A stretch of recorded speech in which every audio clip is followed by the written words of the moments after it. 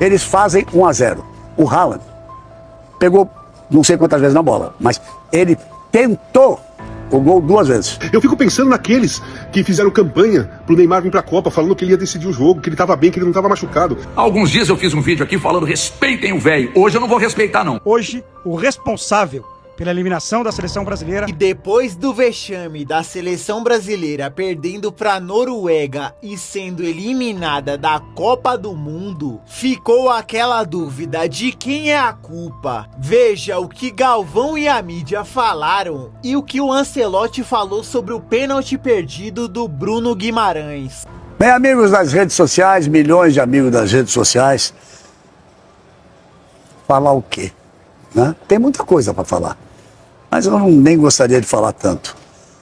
Eu digo sempre que Copa do Mundo, os jogos são decididos em pequenos detalhes. Hoje acabou sendo decidido aí em 3, 4 detalhes. Um pênalti perdido, o Bruno Guimarães bateu bem na bola, mas o goleiro foi nela certo, aos 14 minutos do primeiro tempo. Tivemos chances de gol no primeiro tempo. Tivemos a mais clara delas, o Endrick entrou com 40 segundos que ele estava em campo. Vini Júnior fez mais uma jogada fantástica, botou na frente do goleiro. No segundo toque ele adiantou demais a bola. Não deu para driblar o goleiro, não deu para nada, a não ser tocar daquele lado e acabou tocando para fora. Se o Brasil faz 1-0, a Noruega tem que mudar seu jogo, não pode ficar aquele toque de bola atrás, vai no goleiro, volta aqui, vai no goleiro, volta aqui, vai. E quando chega lá na frente eles tocam muito bem a bola. O Alisson já tinha feito também 2 defesas importantíssimas, se faça justiça ao Alisson. Eles fazem 1-0. O Haaland pegou não sei quantas vezes na bola, mas ele tentou o gol 2 vezes e fez os 2. A subida de cabeça com o Gabriel Magalhães, o jeito que ele mexe a cabeça para fazer o gol é impressionante lá no terceiro andar. E depois a outra deixaram ele arrumar a bola, ele arrumou no pé direito, arrumou no pé esquerdo, deu a pancada pro gol e fez o segundo gol. Mas quando estava 1-0, o Brasil teve 2 chances de gol. Uma impressionante, que é o detalhe que faz a diferença do jogo e que faz a desclassificação. Ia sendo um gol contra.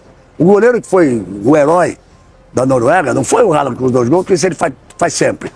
O goleiro foi o herói, com as defesas que fez, pegar o pênalti e tudo isso. O cara disputou a bola, chutou para cima, ela ia cair dentro do gol. Eu tomei o fôlego para gritar o gol, o goleiro conseguiu, de onde estava, pular para trás, tocar com a ponta do dedo na bola e ela bater na trave. E depois o Casemiro, na única jogada realmente que se esperava com a entrada do Neymar, que Neymar e Vini Júnior fizessem pela esquerda, e o Casemiro podia ter tocado por baixo para alguém fazer, tentou o chute, pegou tão mal na bola, ele cruzou, mas com tanta força que não saiu nem pela linha de fundo, saiu pela linha de lado. Um desses 2 lances, mas principalmente o que o goleiro salvou e foi na trave, levava o jogo para a prorrogação. Mas não estava escrito que seria assim. São coisas do futebol. Agora eu repetiria as palavras do Marquinhos. O trabalho foi sério, vinha melhorando a cada jogo. E que não se queime os jovens que vão trabalhar com o Ancelotti para a próxima Copa do Mundo. Temos muitos jogadores jovens, muito bons, para que se faça um trabalho. Quem sabe se repete. Em 90 fomos tão mal, caímos também no 5º jogo, no 4º jogo, nas oitavas de final também. Agora, oitava foram 5 jogos. E depois, 4 anos depois, muitos daqueles jogadores conquistaram o tetracampeonato. Ancelotti é um grande técnico. Eu sempre elogiei o trabalho dele e ele vinha fazendo um belíssimo trabalho, mas eu acho que ele falhou quando fez as últimas alterações. Quando ele botou o Endrick, veja que o Endrick quase fez um gol, outra arrancada, mas aí ele coloca o Neymar, na esperança que o Neymar fosse decidir o jogo junto com o Vini Júnior pela esquerda e joga o Endrick lá para a direita, ou seja, mata a jogada do Endrick. O Neymar não pode ser centroavante, jogar de costas, ser centroavante, disputar jogada com um zagueiro de 1,97 m, 1,98 m. Ele veio mais para a esquerda, ficou um buraco, ninguém por ali para aproveitar. O Brasil jogou errado, tomou o segundo gol. Então agora é voltar para casa. Eu quero agradecer também aqui nas redes sociais, foram tantos milhões, tivemos publicações de mais de 40 milhões, publicações de mais de 30 milhões de views. E meu último jogo de Brasil em Copa do Mundo, como eu disse, na próxima Copa, com 80 anos, não tem cabimento pensar em narrar. Posso fazer alguma outra coisa, comentar, apresentar um programa, mas então a frustração, o coração sai doendo, as lágrimas querem vir nos olhos, mas é o futebol. Futebol é assim. a Noruega segue e o Brasil volta para casa.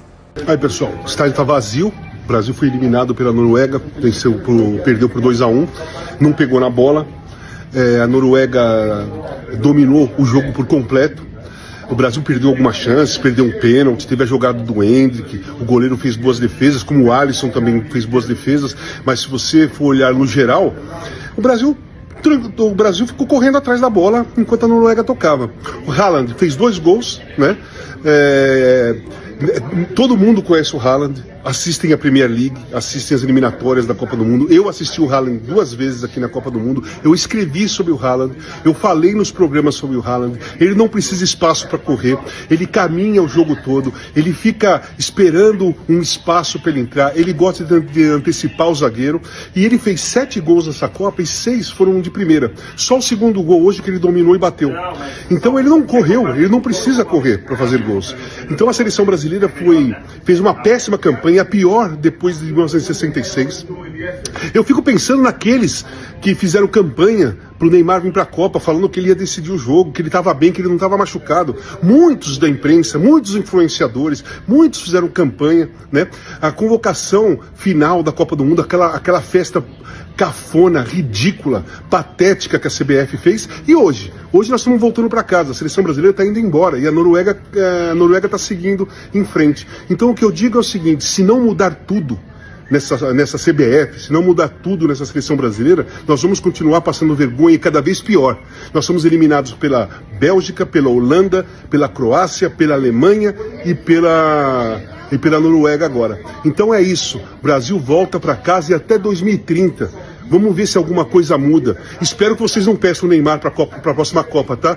Beleza? Vocês são as Neymarzetes e influenciadores puxa-saco do Neymar. Bom, eu saí da muvuca lá de baixo, vim aqui pra cima, tô no Instituto Beca aqui do meu amigo Júlio, porque aqui pelo menos eu posso ficar à vontade pra xingar essa desgraça dessa seleção brasileira aí, que pipocou pra Noruega. Gente, nós pipocamos, nós ramelamos 36 anos depois, numa fase de oitavas de final de Copa do Mundo. Nós ramelamos para uma seleção que não é uma grande potência da Europa não, tá? É a Noruega.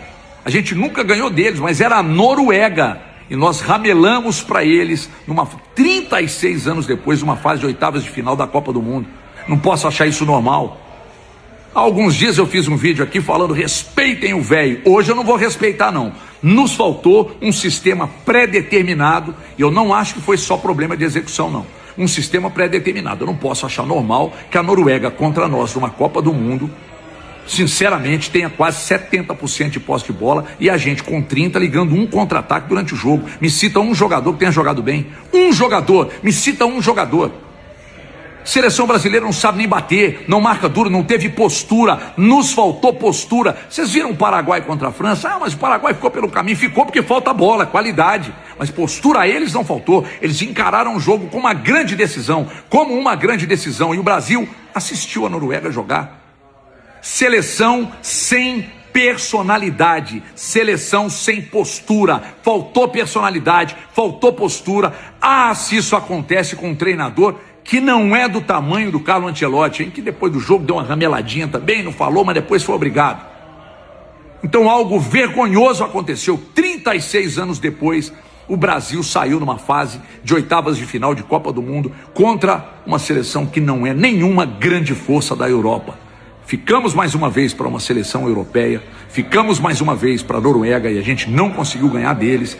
E você que estava vendo o jogo deve ter pensado, aliás, a gente só não pensou aqui, a gente falou: gente, esse ritmo que o jogo está andando aí só interessa a Noruega, porque se chegar uma bola no Haaland, ele vai guardar. Chegaram 2. A nós o pênalti aos 13, nos pés do Bruno Guimarães, que cobrou 3 pênaltis na carreira. Tinha 100% de aproveitamento e estava bem na Copa. Cobrou 3 pênaltis na carreira, sobrou para ele foi lá e o que ele fez? Rebolou, bateu mal a meia altura, fraco no meio do gol, praticamente no meio do gol, facilitou a vida do goleiro. Depois sobrou uma bola para o Endrick. Esperar que um garoto, aliás eu esperava, né? Mas não vou culpar o Endrick, nem vou culpar o Bruno Guimarães. Eu vou culpar a nossa falta de uma estratégia pré-definida pelo treinador e a execução dos demais, dos bruxos do Carlo Ancelotti, que mais uma vez não funcionaram. Vexame nos Estados Unidos. É isso. E agora que vem o novo ciclo. que vem um novo ciclo, sem os bruxos do Carlo Ancelotti. Passar bem. Hoje, a seleção brasileira fez o primeiro tempo, eu tô com o Vitor Sérgio. Aceitável, bom, mas com as trocas, hoje o responsável pela eliminação da seleção brasileira chama-se Carlo Ancelotti, que foi colocado como um grande treinador, talvez o melhor treinador de seleções que estão disputando a Copa do Mundo. Mas hoje ele fez tudo errado. Substituições que pioraram a seleção brasileira. Escolhas de um esquema que ele acreditava lá atrás e que não deu certo. Agora a pergunta que eu fiz há 45 dias atrás, há 60 dias atrás, fazer um novo contrato com o Carlo Ancelotti antes de ver o desempenho dele em uma Copa do Mundo era o caminho mais viável? Era o caminho certo? Me parece que hoje o Ancelotti colocou muita coisa a perder. Eu queria entender o porquê da renovação do contrato do treinador antes da Copa do Mundo. Porque fizemos uma estatística de um ano dos jogadores rivales, também de nosso, o melhor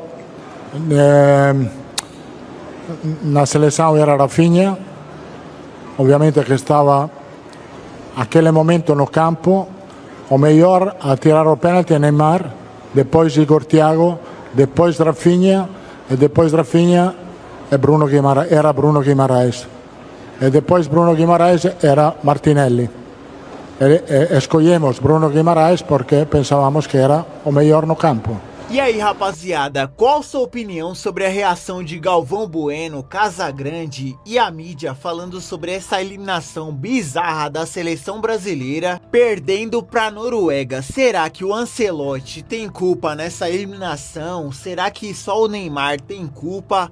Ou é um conjunto que merece ser reformulado, desde o técnico ao presidente da CBF? Comenta aqui sua opinião, não esquece aquele like e se inscreve no canal para você não perder os próximos vídeos.